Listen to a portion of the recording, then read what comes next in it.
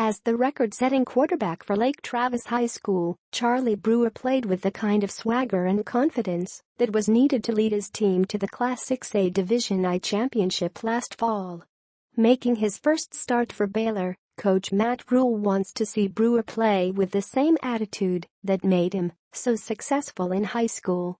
The Bears, 0-8, 0-5, will try to break through with their first win against Kansas, 1-7, 0-5, at 11 a.m. Saturday at Memorial Stadium in Lawrence. Sometimes when guys play as freshmen, they're playing just on instinct and feel, and they play loose with no fear, Rhule said. But as they start learning the system, they start trying to be perfect.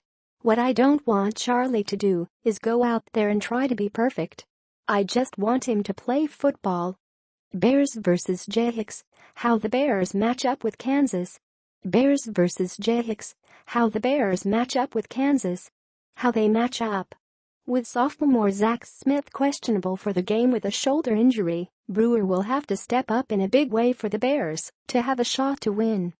Brewer showed his leadership ability when he replaced Smith late in the third quarter 2 weeks ago against West Virginia, leading the Bears to 23 unanswered points in the fourth quarter in a 38-36 loss to the Mountaineers.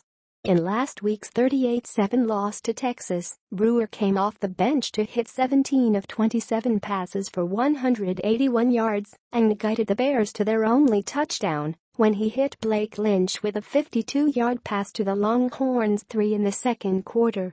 Brewer was banged up against the physical Texas defense, which limited his scrambling ability. But Rhule said Brewer is healthy coming into Saturday's game and should have his much-needed mobility back intact. I think he'll be ready to run, Rhule said. They might try to take that away, but hopefully Charlie can extend some drives and be pretty good on some of the red option stuff that we do. We'll try to let him be the player that he is and hopefully a better version of himself. Brewer will get start for banged-up Bears. Brewer will get start for banged-up Bears. In a matchup of cellar-dwelling Big 12 teams, Baylor will try to break through with its Spurs, though Brewer will make his first start in a road game. Rhule expects him to bring some of the confidence and leadership to the field that made him a star at Lake Travis. He's been in a lot of big games, and he's watched his brother, former Texas Tech and Virginia Tech quarterback Michael Brewer, play in a lot of big games, Rhule said. I'm not really worried about his mindset.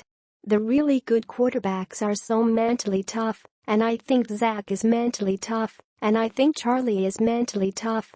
The Bears have dealt with a deluge of injuries all year, including season-ending knee injuries to receivers Chris Platt and R.J. Sneed, and shin splits by preseason All-Big 12 defensive lineman K.J. Smith that have kept him out of the last 7 games.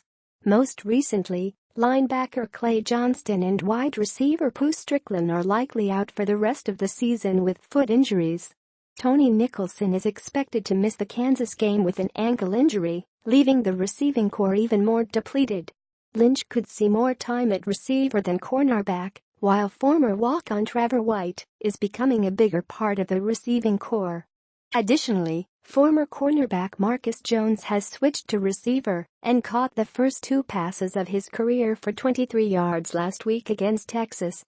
It's just going to come down to where we have more guys, Rhule said.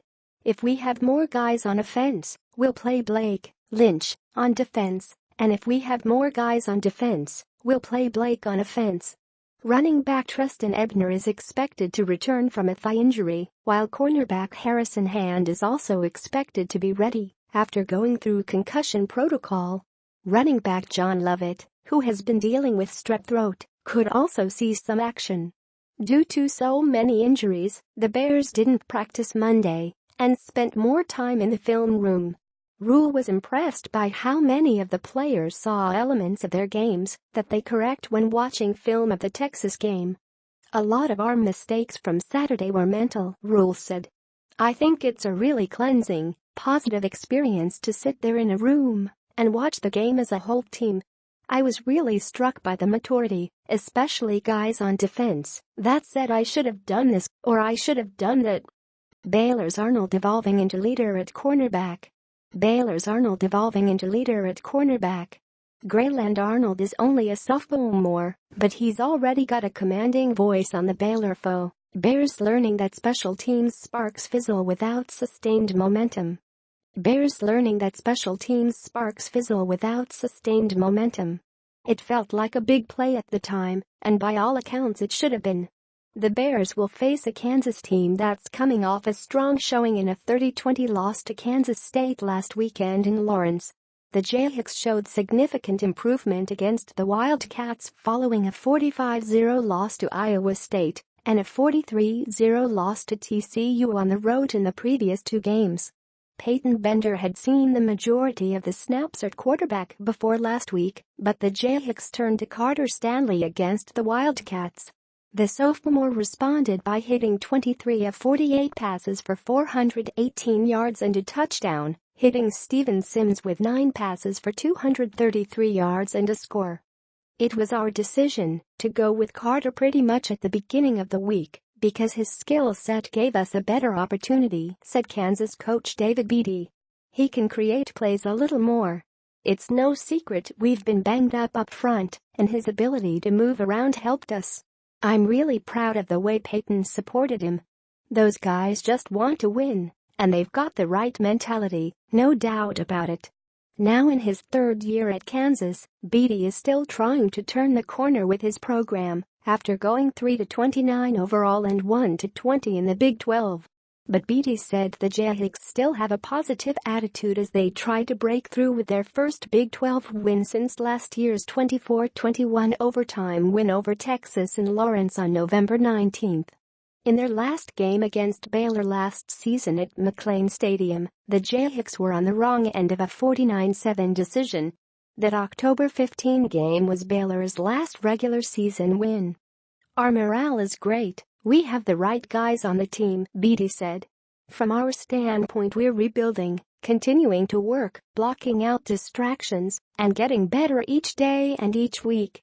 We're creating a culture of resiliency and caring for each other more than ourselves. We have a very workmanlike mentality, and they all see where we're heading. The path is clear, and we have a bunch of great dudes in that locker room which helps us.